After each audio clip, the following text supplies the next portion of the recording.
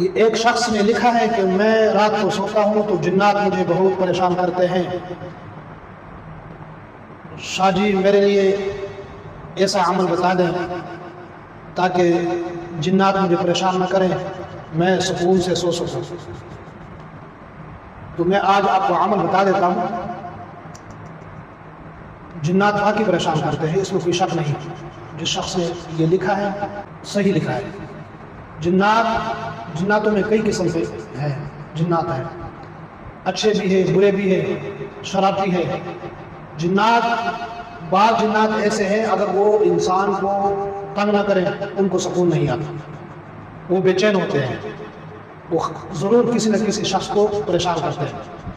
اس سے حفاظت کے لیے میں آپ کو عمل بتا دیتا ہوں، محفوظ رہنے کے لیے۔ پوچھتے ہیں کہ میں راستے میں جاتا ہوں مجھے ڈر لگتا ہے، آپ کو میں واضح بتا دوں، اگر کوئی شخص یہ کہتا ہے کہ میں کام کاج کی طرف جاتا ہوں تو میرا گھر دور ہے اور راستے میں جنگل آتا ہے یا بیابان علاقہ آتا ہے یا قبرستان آتا ہے تو میں وہاں سے نہیں گزر سکتا، میں رات کو باہر نہیں نکل سکتا۔ اکثر شہروں میں قبرستان ہوتے ہیں، گھروں کے آس پاس قبرستان ہوتے ہیں، یا بعض دفعہ محلے کے درمیان میں قبرستان ہوتا ہے، تو وہ کہتے ہیں کہ ہمیں ڈر لگتا ہے، ہم باہر نہیں نکل سکتے۔ تو اس کے لیے یہ ہے کہ آپ نے یہ کرنا ہے کہ جو شخص یہ کہے کہ میں شہر کی طرف جاتا ہوں یا شہر سے واپس آتا ہوں تو راستے میں جنگل یا قبرستان کی وجہ سے میں پریشان رہتا ہوں، مجھے ڈراتے ہیں، تو آپ نے یوں کرنا ہے کہ آیت الکرسی آپ نے 7 دفعہ تلاوت کرنی ہے۔ 7 دفعہ آیت الکرسی پڑھ کر ہاتھ پر پھونک ماریں، اپنے بدن پر مل لیں، ہاتھ پورے جسم پر ہاتھ مل لیں۔ انشاءاللہ آپ کہیں جائیں، قبرستان میں آپ رات رہیں، آپ کو جنات کچھ نہیں کہیں گے۔ قبرستان سے گزر جائیں، جنگل سے گزر جائیں، جنگل میں چلے جائیں، آپ کو جنات کچھ نہیں کہیں گے، کیونکہ جنات کہتے ہیں کہ اگر آیت الکرسی نہ ہوتی تو ہم دنیا کو الٹ پلٹ کر لیتے، یعنی ہم اتنا فساد، اتنی لڑائیاں، اتنی شرارتیں کرتے، انسان کا جینا حرام کرتے اگر آیت الکرسی نہ ہوتی۔ تو آیت الکرسی نے ہمارا کھانا خراب کیا ہوا ہے۔ جنات کہتے ہیں کہ ہمارا ایک ہی توڑ ہے، وہ ہے آیت الکرسی۔ اگر ہمیں قابو کرنے کے لیے اگر کوئی چیز ہے تو وہ آیت الکرسی ہے۔